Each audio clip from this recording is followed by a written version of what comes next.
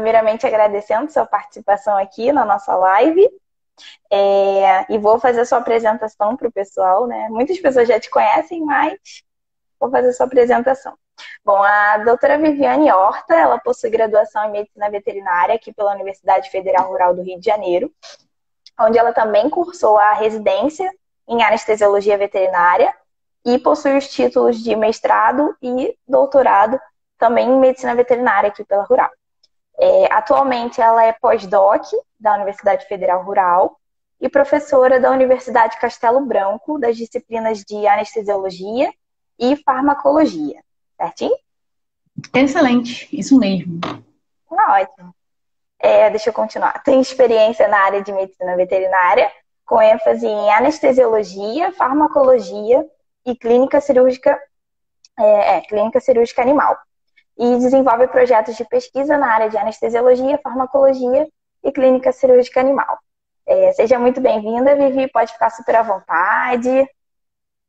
Querida Agatha, muito obrigada pelo convite, agradecer a você pelo carinho, né, pelo convite, por todos os dias que a gente se falou, pela paciência, muito obrigada. E agradecer a presença de um montão de gente super boa que está vendo a live, muitos alunos lá da Castelo, um beijo para todos, muitos amigos também, pessoal que foi residente na Rural, Flavinha, Ricardinho, já vi que está aí, um amigo querido também. Então, um beijo imenso para todos. Vamos conversar sobre um pouquinho de anestesia, um pouquinho de exame operatório. Então, estou à disposição de todos. É uma coisa que a gente sempre tem bastante dúvida, na verdade, né? E acho que a gente poderia começar falando sobre: precisa mesmo fazer o exame antes da anestesia? Você acha que é importante? Então, Agatha, eu acho que precisa fazer. E a dúvida é só do que fazer. Então, o que vai definir o que a gente vai fazer de exame, quais exames vamos pedir ou não, e aí aqui a gente só está falando de exame laboratorial, né? Mas os outros também se enquadram nisso, é a clínica do paciente, é o histórico do paciente e a clínica que esse paciente vai apresentando no momento pré-operatório. A gente está falando de pacientes que vão para a cirurgia. Então, é isso que vai definir o que a gente vai pedir. E aí, dependendo disso, a gente vai pedir desde um hemograma básico até com bioquímica, coisas com perfil de coagulação, e aí depende. Uma coisa que eu vejo que os alunos às vezes me perguntam, e por conta do pós-doc mesmo, a gente está fazendo castração de gato macho rígido. E aí eu estou catando os gatos desesperadamente, que são muitos gatos. E as pessoas sempre me perguntam, mas precisa de exame de sangue? Os animais são rígidos, são animais jovens, de 6 meses. Precisa. A recomendação nossa, assim, do ponto de vista da anestesia, dos livros que a gente tem, dos trabalhos, é que todos os animais tenham pelo menos hematócrito e proteína total. Todos. Então, pelo menos isso tem que ter. Inclusive os animais de emergência, que infelizmente nem sempre a gente... Dependendo da clínica, a gente não tem como rodar uma proteína, embora sejam coisas bem fáceis, né? Dependendo da clínica, é uma coisa fácil a gente rodar. Mas, infelizmente, nem todas as vezes a gente consegue fazer isso. Mas todos os animais têm que ter hematócrito e proteína. Mesmo os mais jovens, animais saudáveis, até 6 meses. O que a gente geralmente faz para esses animais muito jovens é pedir um hemograma. E aí a bioquímica básica, assim, é isso que a gente acaba fazendo. Mas eu moro num lugar, as pessoas são muito pobrinhas, não tem como eu fazer bioquímica, o paciente é rígido e tal, a gente tem que pedir hemograma. Então, hemograma a gente vai ter que pedir. E aí avaliar a clínica, né? Se realmente o paciente tem algum sinal. Eu sei que às vezes, isso eu vejo dos colegas também, mas vai pedir exame porque esse paciente é rígido, a gente sabe que ele não vai ter...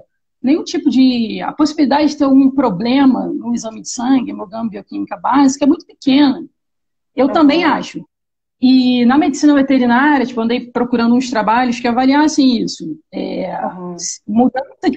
Avaliando a mudança de protocolo, né, se tem que mudar ou não o protocolo anestésico, em relação aos resultados desses exames nesses animais rígidos.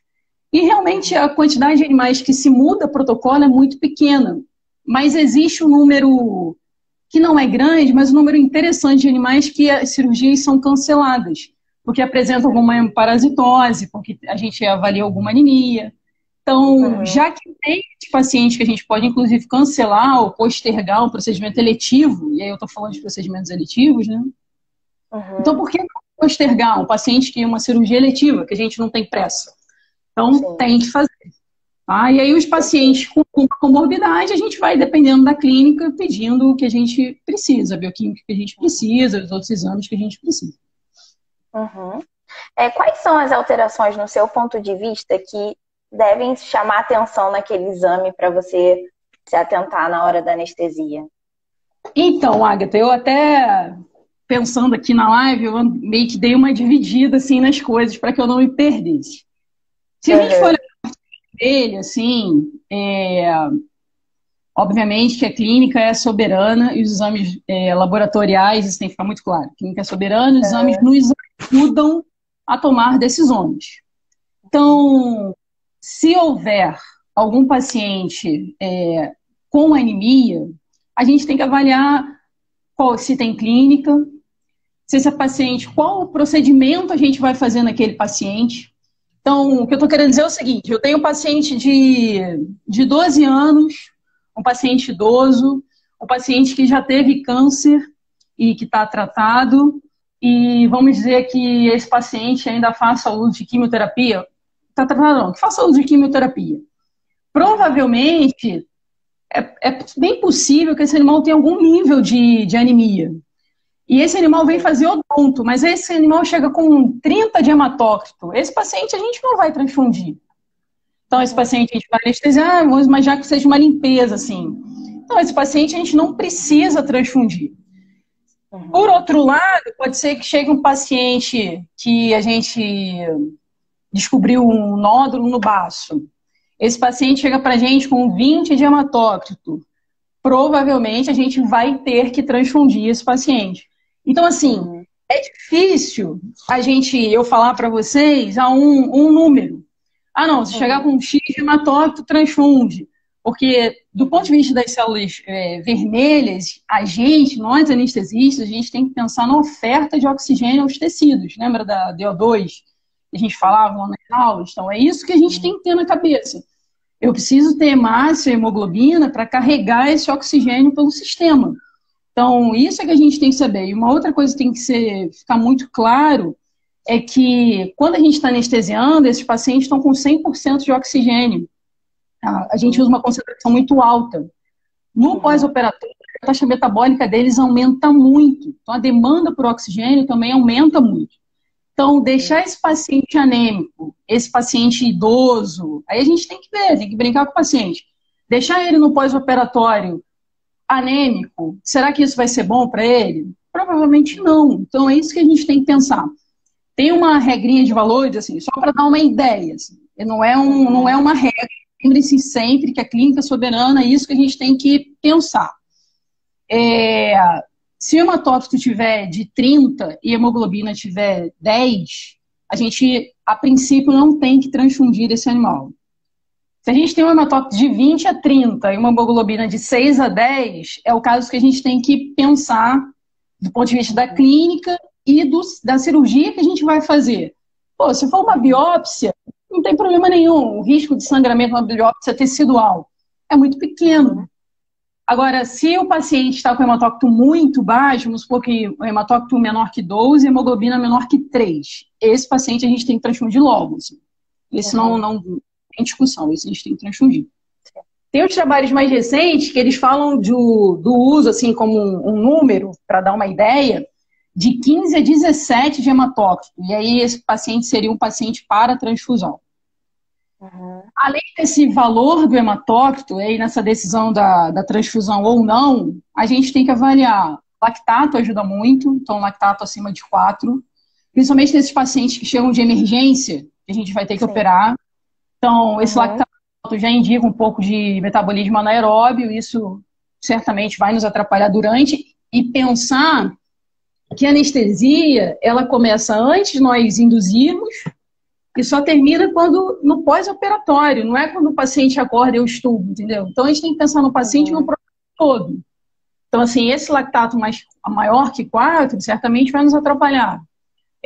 Pensar do ponto de vista hemodinâmico, esse paciente está hipotenso, então, olhar a mucosa, se tem taquicardia, se tem algum sinal de choque. Então, tudo isso é abordado quando nós, nessa nossa decisão desse paciente que ficaria no meio termo, de 20 a 30 de 6 a 10 de hemoglobina, se a gente vai transfundir ou não e o momento da transfusão. Isso a gente tem que ver também. Então, em relação às células vermelhas, eu acho que isso é para dar uma ajuda, assim, dá para dar um guia. Em relação às proteínas totais, para nós da anestesia, o número bruto da proteína total, ele vem muito misturado, porque a proteína total é albumina e globulina. O que interessa para a gente mesmo é a albumina. Então, tem que olhar esse valor dessas proteínas com muito cuidado. Tem que lembrar também que, dependendo do grau de hidratação desse paciente, a gente vai ter mudança no valor das proteínas. Então, às vezes, você pega um exame lá no pré-operatório e você vê, nossa, a proteína está super alta. De repente, esse paciente estava desidratado quando coletou o sangue. Sei lá, um gato obstruído. Então, a gente tem que pensar nisso. Se vocês tiverem fração, o que seria excelente, então, se vocês souberem quanto está a albumina, isso é ótimo. A gente separa meio que o joio do trigo, assim. A albumina ajuda a gente a carregar os nossos fármacos. Ela é muito interessante para manter a pressão dentro do vaso. Também isso nos interessa bastante. E até na distribuição dos fármacos, também pelos compartimentos, a albumina ajuda muito. Então, vai ajudar muito em todos esses aspectos, na reposição volêmica. Se vocês tiverem que repor volume cristalóide no paciente hipoalbuminêmico, a possibilidade desse líquido extravasar é muito grande. Então, isso o anestesista tem que ter em mente. Assim. Então, em relação às proteínas, eu acho que você chegou a me mandar alguma coisa, dos meninos perguntaram de globulina. Sim. Dificilmente eu pego o exame e com bastante frequência eu recebo fração assim, dos exames. Então eu acabo tendo o valor das globulinas. Principalmente vejo paciente com hiperglobulinemia. Então, e bem que ela ocorra, do ponto de vista anestésico, eu não sei se isso vai ter muita importância. Assim. Eu provavelmente não vou mudar nenhum protocolo porque a globulina está alta. Mas certamente eu vou mudar o protocolo, ou pelo menos pensar em alguma coisa, se eu tiver um paciente hipoalbuminêmico. Uma outra coisa importante é que se o paciente está hipoalbuminêmico, os fármacos, vários anestésicos, têm muita ligação à albumina.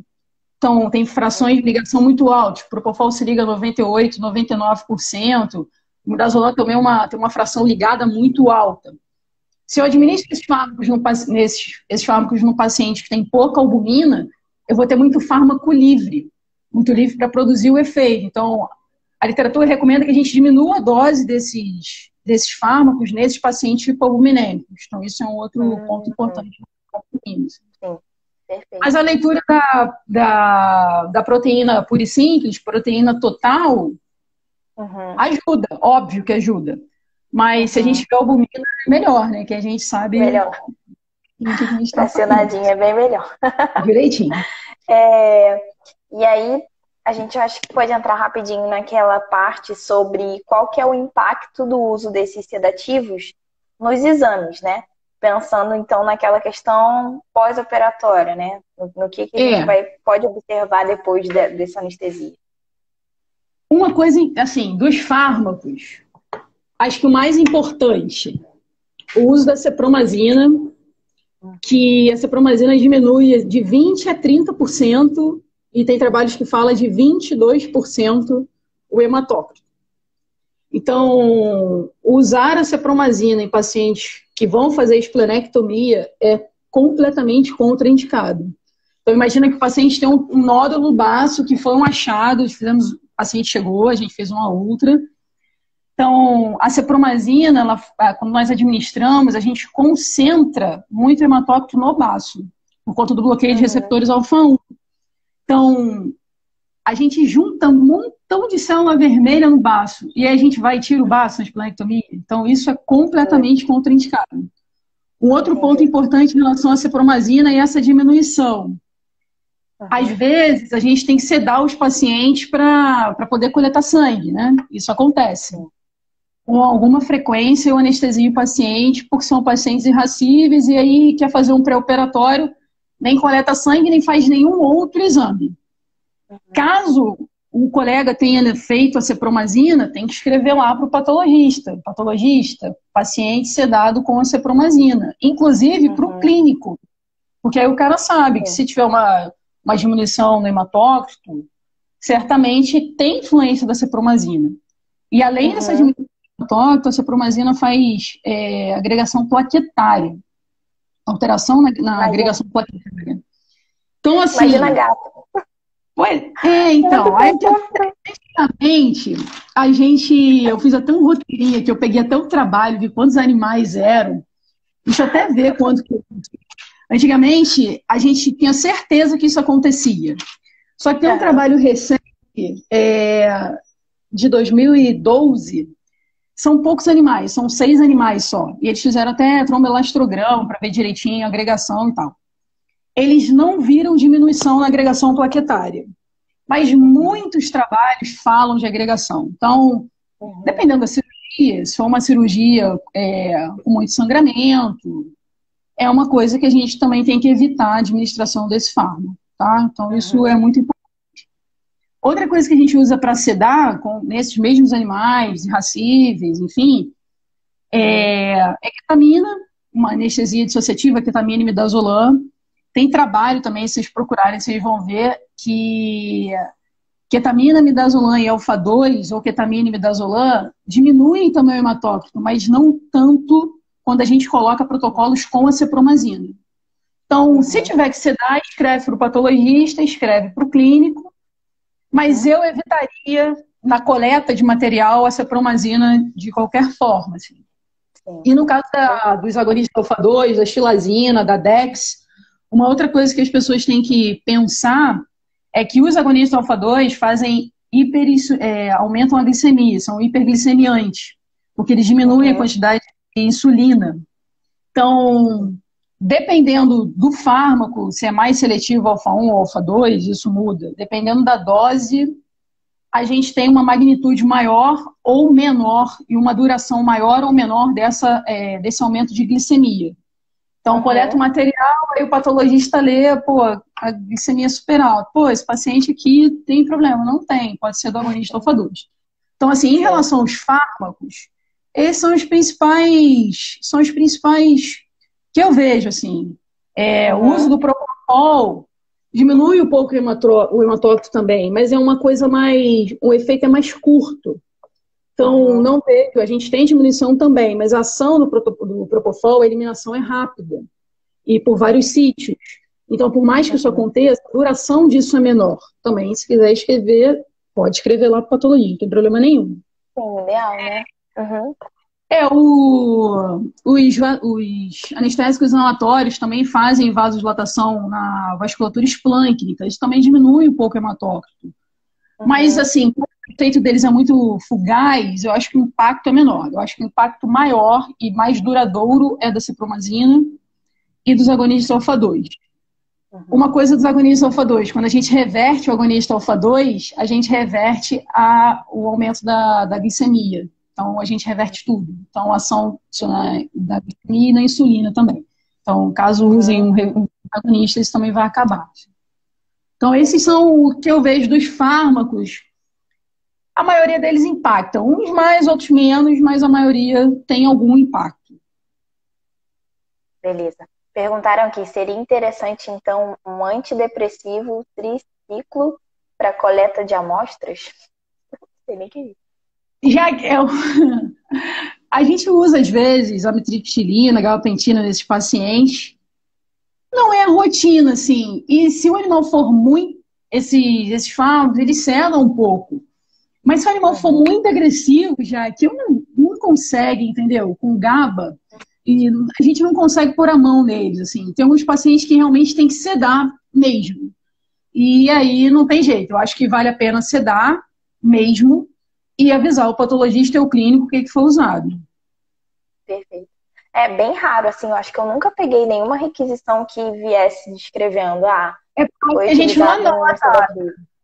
Então, é porque a gente não anota. Sim. Porque. E às vezes pode estar deixando passar um monte de informação que poderia Exatamente. ser interessante, né? É. Então, é porque principalmente eu acho. Não são todos os animais, a quantidade não é grande, mas existem Uhum, esses animais. Agora mesmo eu cedei um paciente para isso, mas a uhum, gente não avisa.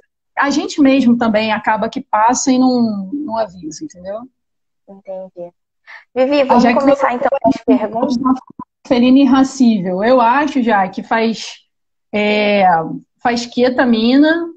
Eu faria ketamina, Dex e coletaria o material. A Dex faz, por mais que faça alteração, é menor. Assim. Tem trabalho mostrando isso. Perguntaram se não pode usar os das classes do benzo para coleta de sangue. Pode usar, tem protocolo que usa ketamina. Não dá para usar o benzodiazepínico em paciente saudável isolado, porque a sedação dos benzodiazepínicos é muito leve. E quando ela acontece, ela é muito leve. Em alguns animais, a gente pode ter excitação paradoxal, os animais excitam. Então, sedar um paciente saudável com benzodiazepínico não é indicado, assim. Principalmente se for um animal irracível, ele vai ficar louco, vocês não conseguir pôr a mão nesse paciente. Então, tem que usar outras coisas. Eu acho que se for fazer ketamina, midazolam e, de repente, um opioide, vai ter alteração, porque tem trabalho mostrando isso com esse protocolo, mas a alteração é menor. Pode usar, mas sempre associado. Perfeito. Acho que aqui não tem mais pergunta, mas eu vou passar para as nossas e conforme forem perguntando, eu acho que posso fazendo também. Vamos para a pergunta número 1. Essa pergunta é polêmica. Vamos lá. Se a doença de base cursa com uma alteração laboratorial importante, o que o anestesista deve levar em consideração para o procedimento anestésico, tendo em vista que a alteração só terá resolução no pós-cirúrgico? Então, aí eu estava contando que eu fiz um paciente hoje super grave, um paciente asa 4, com azotemia, paciente que tinha um tumor no trígono vesical e hidronefrose nos 2 rins. É um paciente que a gente tem que entrar e realmente, se a gente não entra, eu não resolvo o problema do paciente. O que a gente vai fazer? É por obstrução, não tem como. Então, é um paciente que a gente vai entrar e todos os outros que seguem, assim. O que a gente deve fazer é tentar planejar bem essa anestesia, o melhor que a gente puder, e a avaliação pré-anestésica serve para isso. Então, examinar o animal, ter os exames em mãos, saber qual paciente a gente está lidando e planejar a anestesia da melhor forma possível, assim. Então, foi o que eu fiz hoje. Esse paciente especificamente é um paciente que a gente tem que avaliar a pressão arterial, tem que avaliar débito urinário. Então, e mais ainda, para você ficar bem feliz quanto patologista, é um paciente que no pós-operatório a gente vai ter que repetir esses exames. Porque eu preciso ver se a anemia melhorou, eu preciso ver até os exames de imagem para saber como é que está a situação da hidronefrose. Então, isso é a rotina, assim. Animais que são renais crônicos, são animais que chegam sempre com 3 de creatinina. Quando eu comecei a anestesiar, ou 2,5 de creatinina, eu falei, nossa, mas esse gato com 2,5 eu não vou entrar. Gente, a gente é um paciente crônico, não esperar desse animal que ele tenha uma creatinina 0,6, porque ele não vai ter essa creatinina. E esses animais precisam ser anestesiados para N coisas. Então, acho que a chave para que se faça uma boa anestesia e para que a gente ajude esse paciente tentando provocar o menor dano possível é tentar planejar da melhor forma, entendeu? Tanto antes, durante e depois da anestesia. E esses pacientes vão ter que repetir os exames. Os pacientes são endocrinopatas. Esse paciente dificilmente vai chegar com o exame liso e eu não vou anestesiar esse paciente, então eu vou anestesiar. Uma coisa que eu faço, Agatha, isso eu formei em 2009, nós estamos em 2020, eu tenho 10, 11 anos de formada. Então, quando eu vou fazer algum paciente que eu não faço há muito tempo, alguma comorbidade, eu simplesmente sento e estudo tudo de novo. de verdade, eu pego todas as alterações laboratoriais, o que que eu espero, o que que eu tenho, isso não é vergonha nenhuma, isso é um diferencial, não é simplesmente pegar o paciente, canular a veia, fazer propofol e ISO. Então, simplesmente, meninos, isso não é vergonha nenhuma, estudem, conheçam o paciente, isso vai ajudar muito, muito mesmo. E vai ter que anestesiar, não tem jeito. Sim. É o que eu já vi em alguns casos, por exemplo, um animal, sei lá, com neoplasia. E aí, por questão de síndrome paraneoplásica, esse animal está com uma trombocitopenia, que às vezes não é nem aquela trombocitopenia tão intensa, é aquela meio ali, nem lá nem cá. E aí, muitos anestesistas recusarem ou pedirem para fazer mais para frente. Então... Pois é, então, a gente tem que... Pois é, Agatha, com o tempo, a gente vai vendo... É assim mesmo, quando eu era residente, antes de eu ser residente, eu comecei a eu formei, comecei a trabalhar e depois eu voltei para a residência. Eu fiquei um buraco ali até a prova da residência. Quando a gente começa, a gente tem mais, assim, a gente fica mais assustado com as coisas. E depois a gente vai ver que isso é rotina. O paciente com síndrome paraneoplásica, que a gente está com um novo tumor em algum lugar. Provavelmente, ele vai ter anemia e provavelmente a plaqueta não vai estar no lugar certo, assim. Aí eu acho que vale a pena, e até aproveitar esse espaço aí para falar em relação às plaquetas. Ih, deu uma travada. Eu recebi uma ligação. Acho que talvez eu receba de novo. Eu desligo de novo, pode ficar aí. Então, em relação às plaquetas, às vezes a gente fica com muito medo de plaqueta, assim. Ah, tá 180, a gente já fica, nossa, mas tá 180 de plaquetas, vai fazer uma mastectomia. Assim, a orientação, a gente precisa, isso aí não sou eu que estou falando, são os trabalhos e a literatura. A gente precisa estar naquele intervalo de 50 mil a 100 mil plaquetas. Valores abaixo de 50 que são a maior possibilidade de ser sangramentos espontâneos, enfim. Para cirurgias grandes, a gente pode fazer de 80 mil de plaqueta para 100, assim. A partir de 80, a gente já consegue segurança. E não dá para fazer cirurgias grandes com 50 mil de plaqueta. Mas dá para fazer com 80, com 100. Isso é a literatura que fala. E talvez, caso haja, os colegas tenham algum problema com a transfusão de plaquetas, lembrar que se houver anemia, se também houver anemia nesses pacientes, quando a gente trata anemia, quando a gente transfunde sangue fresco, que é o ideal para o tratamento de trombo da diminuição de plaqueta, a gente, além de aumentar a plaqueta, porque o sangue é fresco e o sangue fresco tem plaqueta, até o volume que a gente administra, até a resolução dessa anemia com as hemácias, a gente acaba meio que empurrando as plaquetas para a parede. E a gente melhora, inclusive, a ação das plaquetas, a atividade plaquetária. Então, isso já ajuda muito. Ah, mas eu estou com um paciente trombocitopênico e eu não estou conseguindo concentrado de plaquetas. Tudo bem, se ele estiver anêmico e vocês administrarem sangue fresco, sangue total fresco, provavelmente vocês vão conseguir aumentar essa plaqueta pelas próprias plaquetas que tem no sangue fresco e também porque vocês vão empurrar ela com volume para os capilares, para a pontinha dos capilares. Então, isso vai melhorar a atividade plaquetária, assim. Então, isso já ajuda também. Perfeito. Vamos para a próxima pergunta. Do ponto de vista do anestesista, quais os parâmetros essenciais devem compor um exame pré-operatório? Então, aí depende da clínica.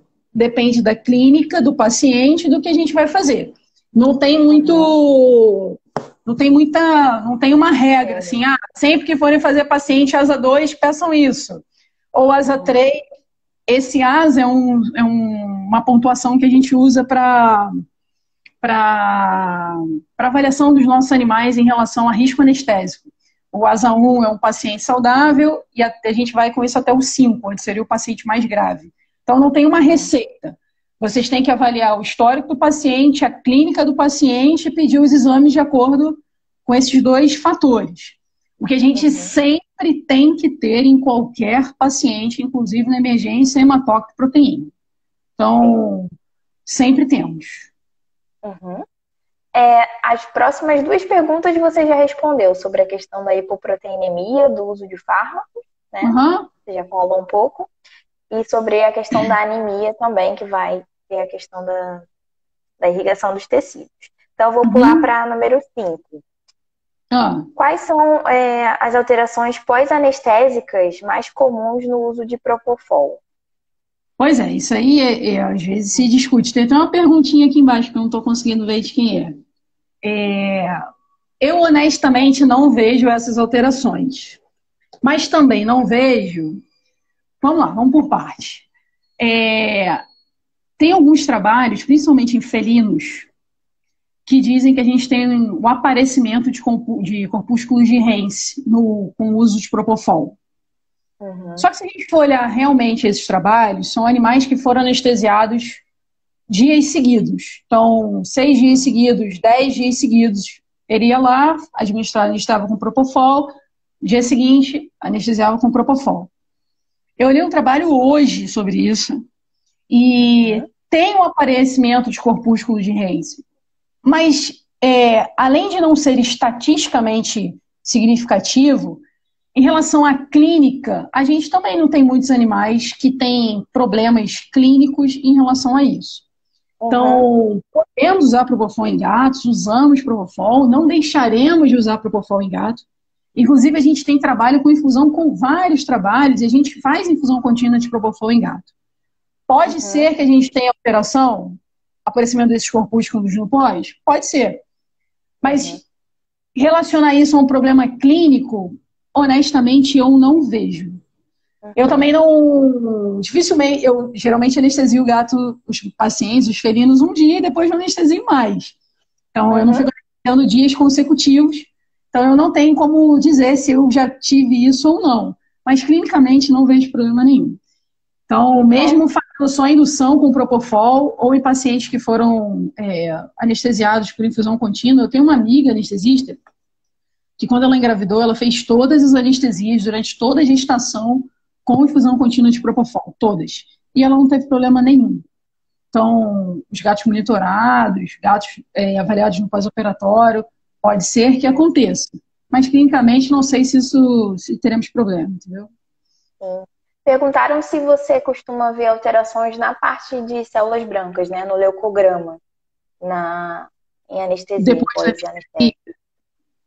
Olha, o que eu vejo, às vezes, é um leucograma de estresse. Isso eu confesso para vocês que eu vejo, assim. Não é verdade, Agatha? Vocês não veem isso?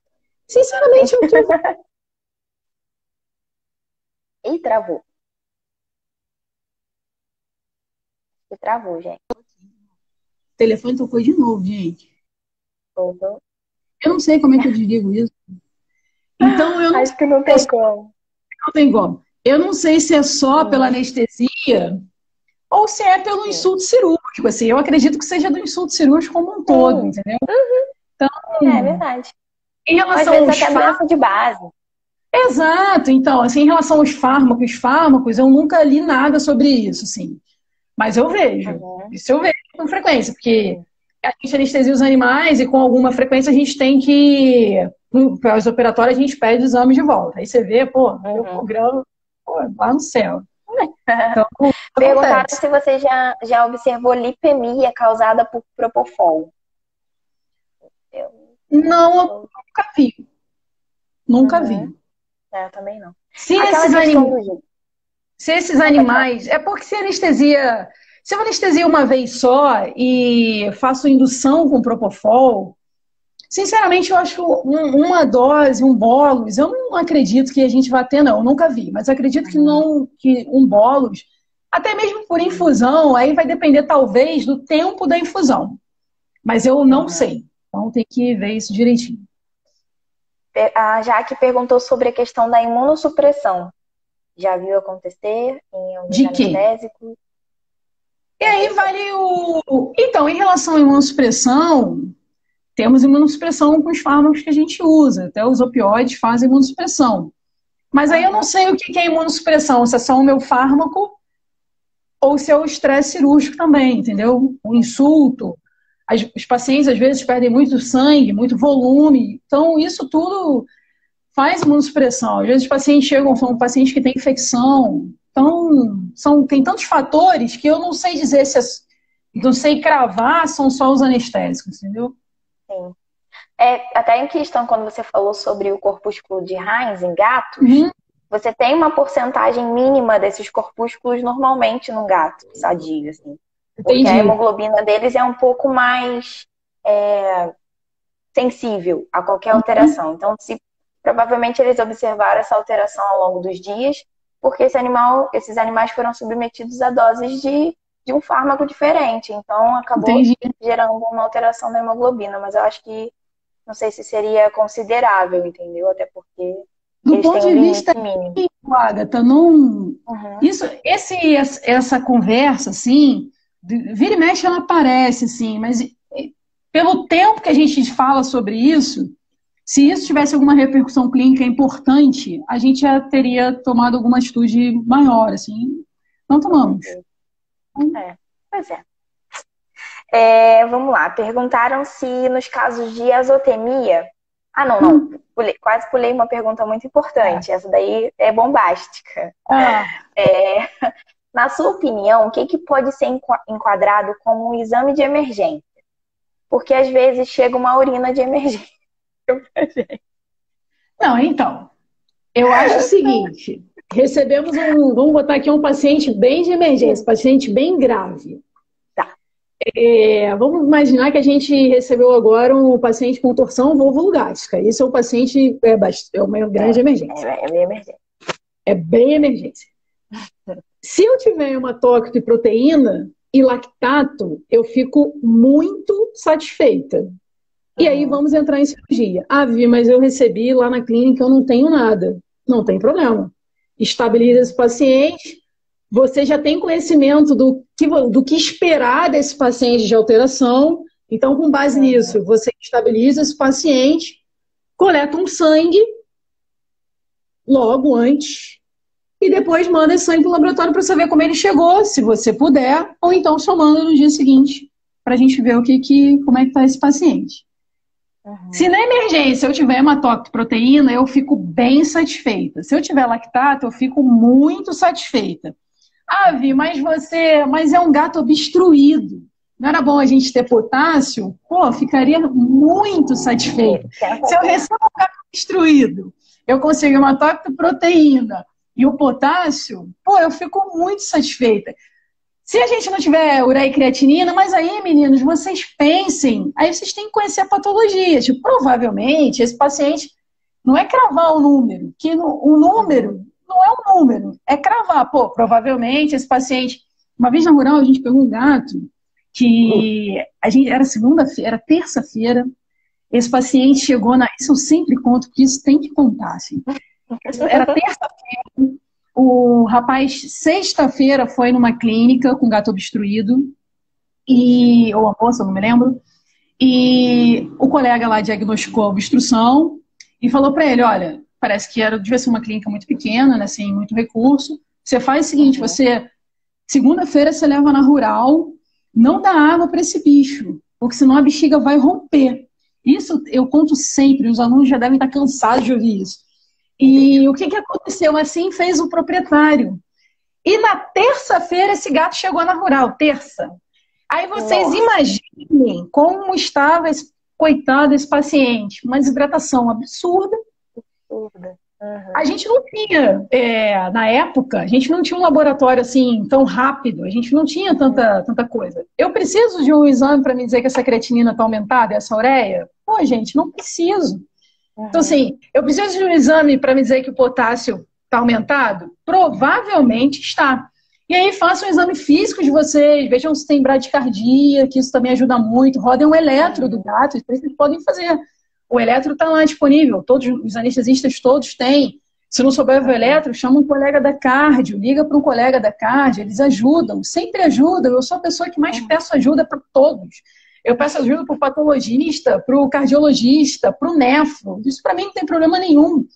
São várias especialidades muito densas, então, assim, não tem como a gente saber tudo. Então, assim, na emergência, muitas vezes você não vai ter o exame. Mas você tem que saber jogar com a patologia, assim. E isso vai ajudar muito, porque muitas vezes não vai ter mesmo, nem hematócrito proteína. Mas a gente precisa de proteína para dizer que esse gato obstruído estava com uma proteína, se rodasse, vai estar lá no céu por causa da desidratação? Não, não precisa. Então, eu acho que é questão de avaliar mesmo e saber direcionar exatamente, né? Exatamente. Porque o que acontece muito às vezes também é, tipo, como eu falei, da urina, chegar uma urina de emergência. A urina não vai... Se você já tá desconfiando, né, que aquele animal tá com algum problema, a urina não vai ser tão importante assim, mas às vezes acontece. Chega mesmo, eu sei como é. Eu sei. E não, quando chega, assim, emergência, roda. E aí o bicho tá melhor do que o animal líquido também. Mas é porque às vezes as pessoas mentem também, né? Porque querem um resultado rápido. Exatamente, um resultadinho mais rápido, né? E joga essa. Mas aí o paciente que realmente precisa. São coisas. Verdade. Vamos lá, agora sobre casos de azotemia por obstrução, né? Sim. Acabamos de falar. Quais seriam os principais riscos anestésicos do paciente frente a esse acúmulo muito grande, né, de ureia e creatinina? Então, vamos voltar para esse mesmo gato obstruído desse senhor. Então, vamos pensar nele. Assim. Esse gato, meninos, que chega muito desidratado, provavelmente com aumento de potássio. Na época a gente não tinha, então não sei dizer. Eu não me lembro se ele tinha bradicardia, mas talvez tivesse pela clínica, né? Tanto dias sem beber água e obstruído. Nós, anestesistas, devemos avaliar o paciente, fazer o exame físico, né? A gente tem que repor essa desidratação e tentar tirar essa urina desse paciente. A gente precisa tirar essa urina e fazer fluido, para a gente tentar baixar esse potássio desse paciente, dar uma melhorada no paciente nessa hidratação do ponto de vista volêmico e depois a gente anestesia. Se vocês pegarem esse paciente com 10 de desidratação, com potássio alto, e anestesiarem esse paciente, a possibilidade de vocês perderem esse paciente é muito grande. Então, a recomendação, e aí especificamente tem vários trabalhos com pacientes obstruídos, façam um cistocentese, tirem essa urina, façam o fluido, hidratem. E vão melhorando esse paciente assim, até a hora que vocês tiverem uma estabilidade volêmica, para que vocês consigam, e se vocês tiverem como acompanhar os eletrólitos, para que vocês consigam induzir esse paciente com cuidado, assim. O risco de óbito desse paciente é muito alto. Então, induzir um paciente com mais de 6 de potássio, a possibilidade de vocês perderem esse paciente é muito grande. Muito mesmo. Sobre o acompanhamento laboratorial no pós-anestésico, é importante?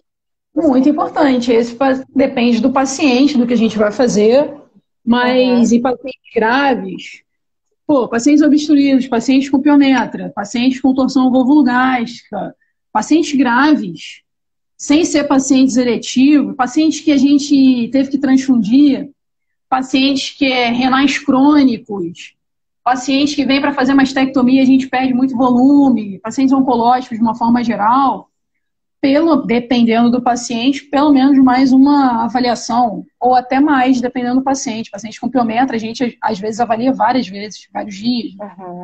Sim. Então depende do paciente, acho ótimo, tem que fazer. Nesses casos de piometra, né, dependendo do grau até de alteração laboratorial, isso vai interferir no protocolo anestésico? Interfere porque, dependendo do paciente, aí na piometra a gente tem um monte de coisa para pensar, assim. A gente pode ter um paciente anêmico, né, pela própria infecção, a gente tem depressão de medula, então é possível que, dependendo da piometra, da gravidade do paciente, a gente tenha anemia. E aí tem que se pensar se a gente vai precisar de sangue ou não. Isso é uma coisa do planejamento. O planejamento da anestesia é muito importante, assim. Então, na piometra, pensar se vai precisar de sangue. Uma coisa que eu não falei, assim, pacientes que têm leucocitose, pacientes sépticos, o guideline da sepsis fala que a gente tem que entrar com antibiótico o mais rápido possível. Então, nesses pacientes, deve-se entrar com antibiótico terapia o quanto antes. Então, uma coisa que tem que ficar clara. Assim. E aí, no paciente da piometra, anemia é uma coisa que a gente tem que pensar, muitas alterações renais que provavelmente elas vão se resolver com o passar dos dias, com a reposição volêmica. Às vezes, essas lesões renais são pré-renais, pela própria desidratação dos pacientes. Os pacientes vomitam, às vezes, tem desequilíbrios eletrolíticos. Então, a lesão renal, muitas vezes eu vejo, ela se resolve com reposição volêmica, com tratamento da doença, da infecção, se resolve. Alguns desses animais têm alterações hepáticas também. Então, é um planejamento, assim. É um paciente que a gente opera, planeja, opera e no pós-operatório a gente acompanha. Se eu tiver um paciente com muita alteração hepática, com muita alteração renal, tentar usar fármacos que eu use o mínimo dessas duas vias para metabolizar e excretar os fármacos.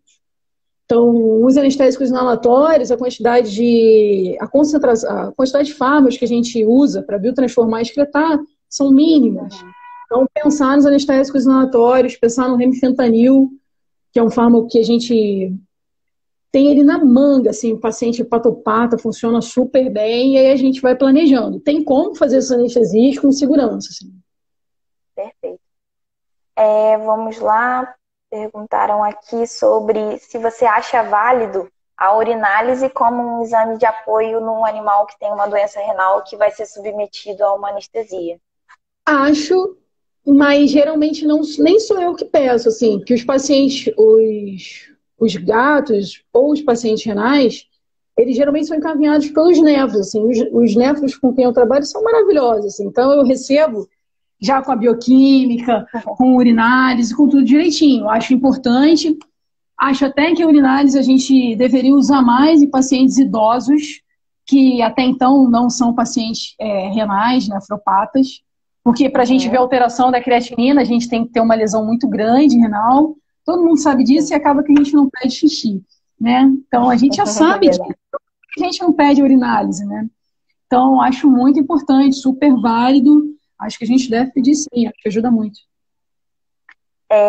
Perguntaram sobre hepatopatias e o uso de midazolam. O que deve ser considerado na hora dessa escolha?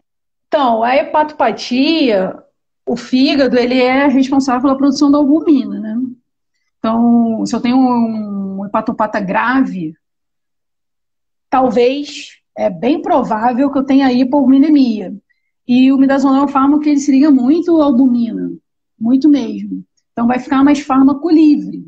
Isso é uma coisa que a gente tem que pensar, até pela ação do midazolam. E o midazolam, ele tem uma transformação hepática. O que eu vejo, assim, na rotina, paciente com hepatopatia, paciente que tem lipidose, ou hepatopatas por outros motivos, eu evito o uso do midazolam, principalmente nos que a gente vai colocar sonda esofágica, porque eu vejo que os pacientes têm uma metabolização, eles demoram, a recuperação é mais lenta, assim, mais prolongada. Se a gente for para cirurgia, como o tempo de cirurgia, sei lá, 2 horas, aí acaba que a eliminação, quando acaba a cirurgia, a gente já tem uma eliminação boa, assim, no midazolam. Mas se for uma hepatopatia grave, que curte com albuminemia, eu não usaria o midazolam. Eu tentaria usar poucas coisas que precisem de biotransformação hepática. Como o midazolam precisa, acho que talvez não seja uma boa opção, assim. Talvez, né? Porque a anestesia não tem isso de cravar. Mas, a princípio, eu acho que talvez seria outra coisa. Sim. Perguntaram sobre provas de coagulação. Você acha que é indispensável para se instituir num protocolo anestésico? Isso é uma coisa que a gente discute e a gente pede muito pouca prova de coagulação, muito pouca. Eu acho até que por hábito. E a gente não tem um hábito de pedir. Pacientes graves, que a gente vai fazer cirurgias que cursem com muito sangramento, com muita hemorragia, pacientes oncológicos, nós vamos fazer uma lobectomia hepática. Esse paciente, a gente tem que pedir prova de coagulação. Não é verdade? Pô, imagina que a gente tem um fígado cheio de tumor. Os fatores de coagulação são produzidos lá também. Então, a gente já tem talvez tenha um problema. Então, é um órgão que toda cirurgia hepática, a gente tem um grau de sangramento envolvido importante. Então, por que não pedir nesses pacientes, principalmente nos pacientes que têm alguma alteração hepática, as provas de coagulação? Mas não só neles. Pacientes oncológicos, que a gente tira tumores muito grandes, São pacientes que são muito candidatos, pacientes que a gente vai fazer até mastectomia. São pacientes que a gente deveria pedir mais provas de coagulação. Porque a gente fica muito fixado em plaqueta, plaqueta, plaqueta. E nem sempre são as plaquetas o nosso maior problema. E a gente nem vê. Então, acho que a gente deveria pedir mais, sem dúvida nenhuma. Perfeito. Vamos falar sobre dosagem sérica de sódio e potássio. Como os resultados vão interferir no protocolo anestésico? Agatha, eu honestamente não vejo o sódio trazer grandes problemas pra gente. Não vejo mesmo, assim. Nem pacientes que a gente pede perfil, assim, não vejo. Mesmo que tenha alguma alteração durante a anestesia, eu não vejo. O potássio eu vejo. Então, o potássio principalmente nos animais obstruídos, que tem uroabdômen. Então, esses animais eu vejo.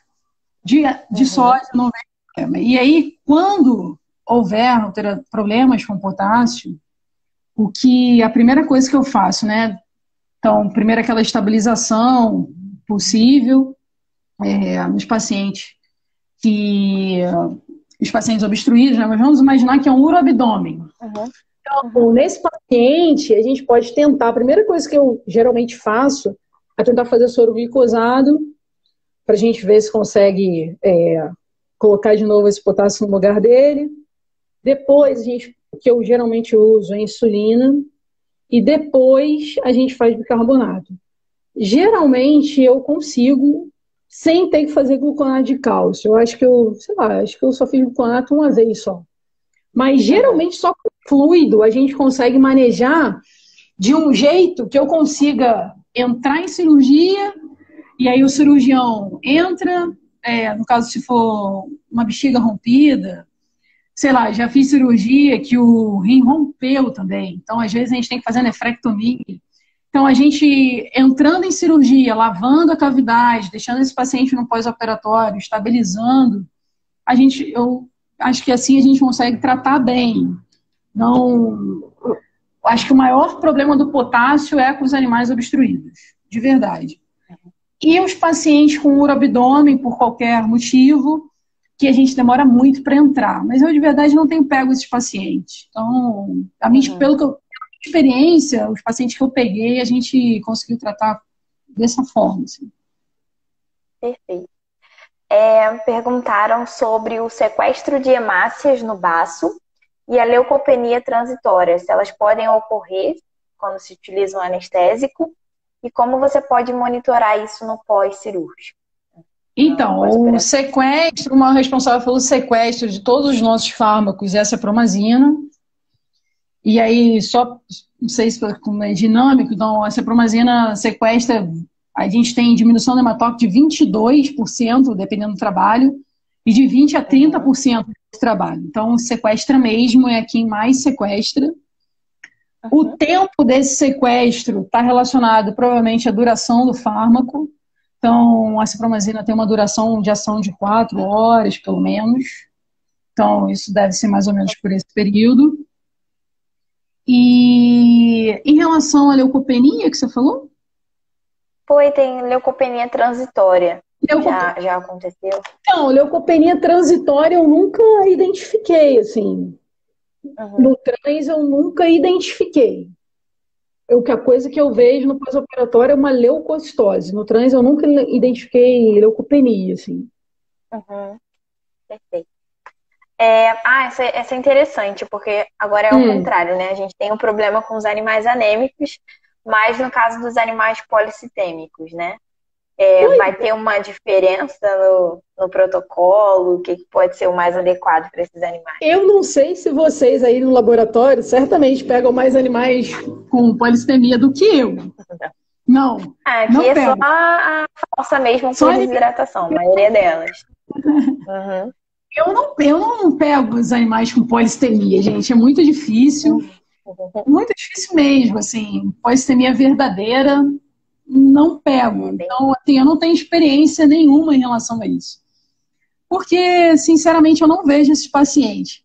Eu não sei, caso houvesse esse paciente, caso ele apareça, tem que anestesiar por algum motivo, se isso vai impactar diretamente no protocolo.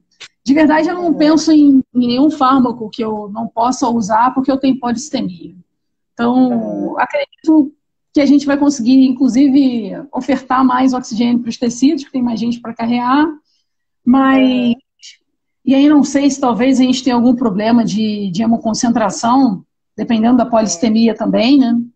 Mas eu não tenho experiência com esses pacientes. Eu dificilmente pego um paciente polissêmico, principalmente verdadeiro, assim.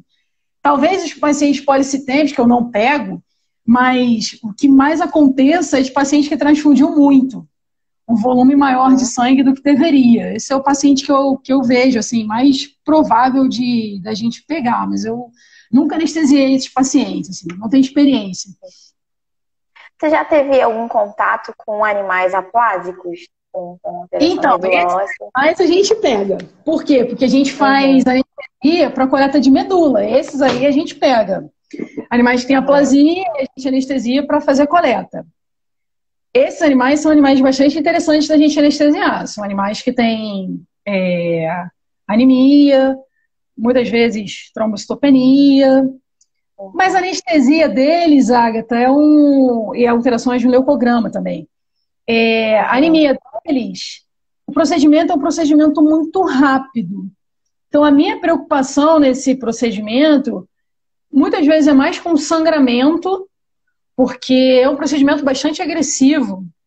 Então, eu até me preocupo um pouco do sangramento, mas que também não vejo acontecer, do que com anemia. Então, são animais que a gente faz protocolos onde a recuperação seja rápida. Eu eu pré-oxigeno bem esse paciente. A gente tenta, antes da indução anestésica, deixá-lo bastante tempo respirando oxigênio a 100%, para que a gente não tenha hipóxia no momento da indução desse paciente. E no pós-operatório também. Tipo, eu tento deixar ele ao máximo intubado e depois da intubação, até ele ter uma recuperação plena na máscara com oxigênio. São pacientes difíceis de anestesiar por conta da clínica, mas como a gente está sempre com oxigênio a 100%, isso ajuda muito também, especialmente eu tenho hipóxia. Pode ser que a saturação esteja um pouco mais baixa, até vai estar, até espero isso. Mas como é um protocolo também que a gente faz para o paciente se recuperar rápido, não tem problemas, mas é um paciente que inspira bastante cuidado. Principalmente na indução, no trans e no pós-exame, digamos assim, imediato. Esse paciente só pode sair da mesa, só pode ir para a sala de recuperação quando ele realmente estiver plenamente consciente. Tá? Para que ele consiga ventilar de forma adequada, porque a gente não tem hipóxia. Isso é bem preocupante mesmo.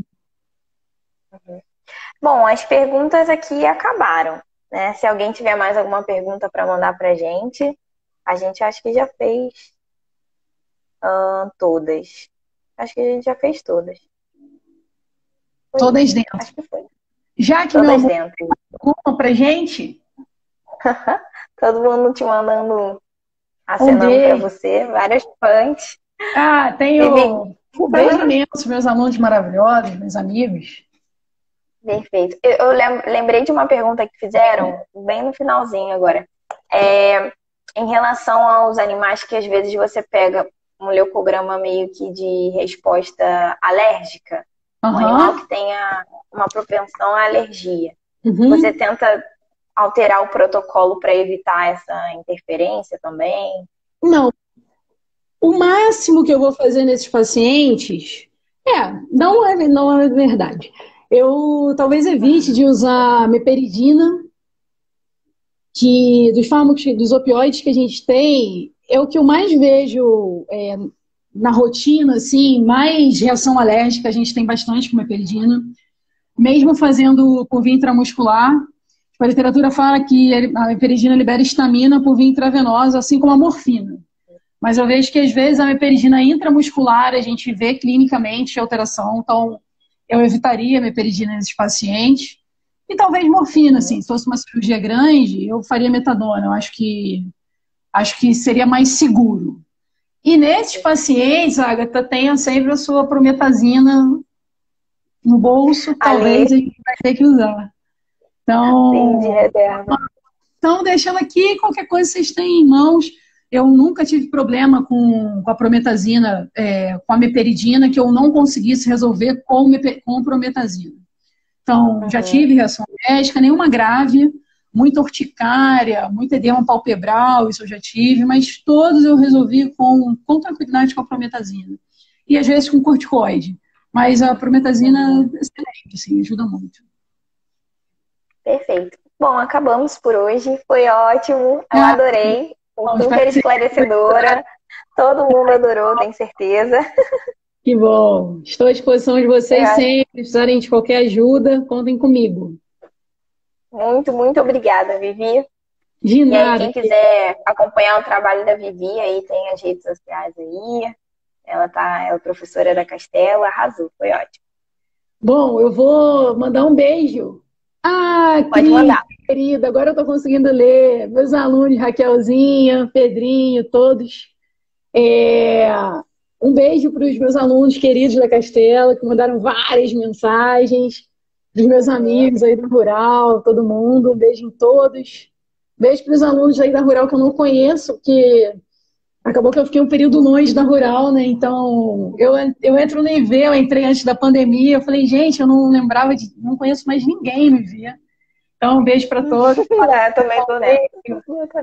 Então, um beijo para todos. Estou à disposição de todos. Assim, se precisarem de qualquer coisa de mim, Vanusa, queridaça. Um beijo para todos. Estou à disposição de todo mundo. Tá bom? Obrigada mesmo, Vivi. Beijão. Obrigada mais uma vez. Isso. Beijão. Um beijo. Vai para casa tomar sem luz, para você conseguir tomar banho de água quente. Por favor.